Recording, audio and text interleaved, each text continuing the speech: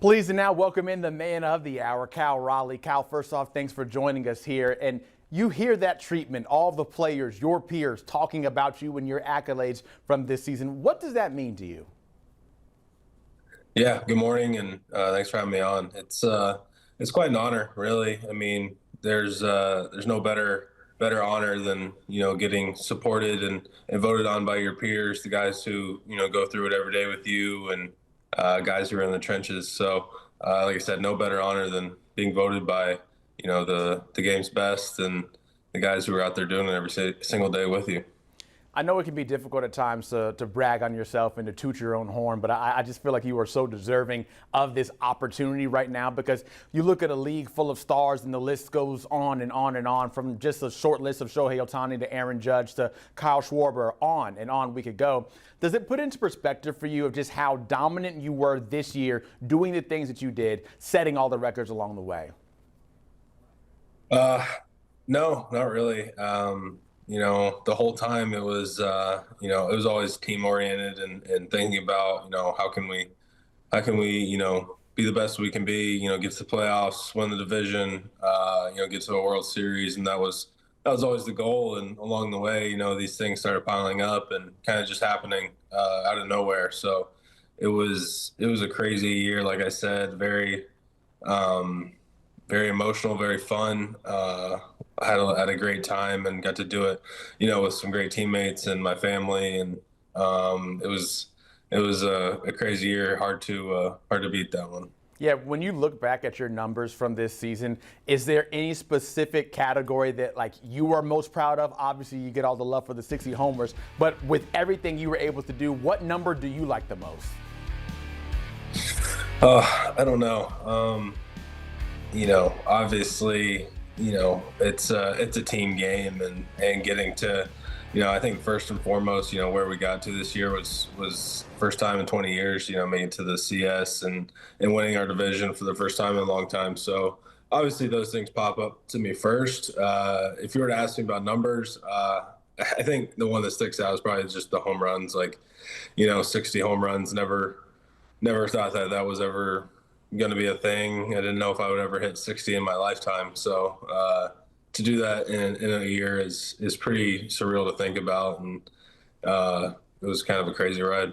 Yeah, I'm so curious about that because last season you hit 34 homers, then you made the jump to 60. Is there a secret you have? Like, what bag did you tap into to get that power?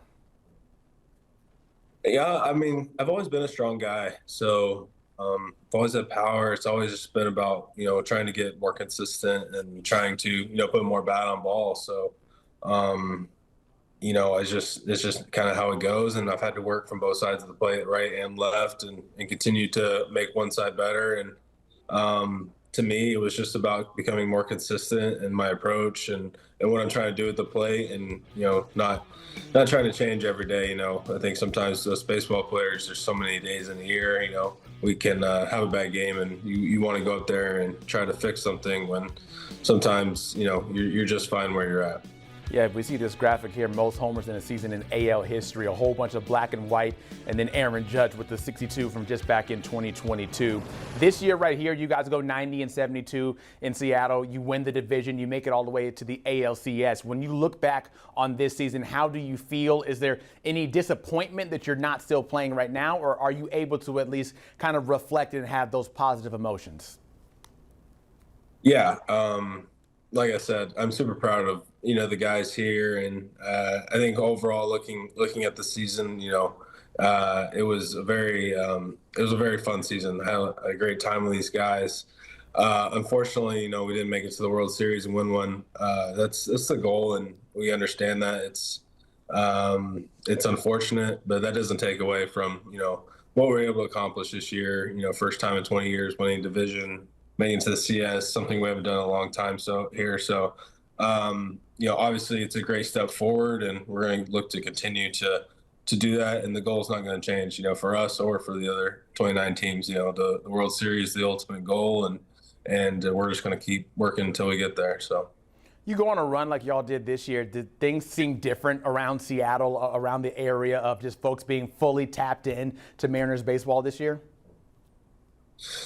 Yeah, it was a lot of fun, especially that last month of the season. We hit a hot streak there, and we started playing well, and obviously, the reach for the division became possible, and we get great fans out here anyway. They're really a great sports town. Between our hockey, football, baseball teams out here, they really do love coming out and supporting us, and they're great fans. You just don't hear a lot about Seattle just because it's all the way on the other side of the country. And like I said, they've been great to me ever since I've been here. And this year they got to experience a lot more playoff baseball, which we were proud to give them, and we look forward to obviously giving them a lot more in the years to come.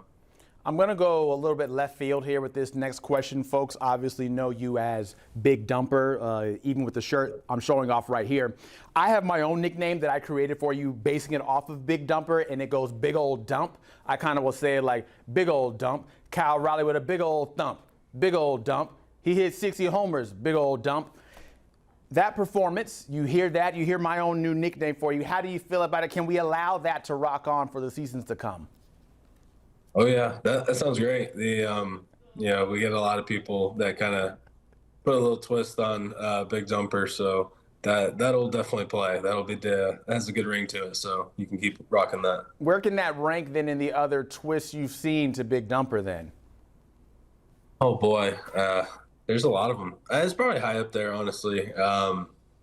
It's just crazy, just the amount of fun people have with it here in Seattle, and it's kind of cool because they kind of started it here, and dump truck, dumpy, dumper, big old dump, whatever you want to say, it all works. So yeah, I gotta say, if you ever want to come down to Fort Lauderdale, we can hop in the studio, we can lay down a little bit of a track and get our own verse for Big Old Dump. If you're with it, I'm with it, Cal, and I would certainly appreciate that. If you got anything in your bag, certainly appreciate everything. Best of luck next season. Look forward to watching what you can do with Seattle along the way.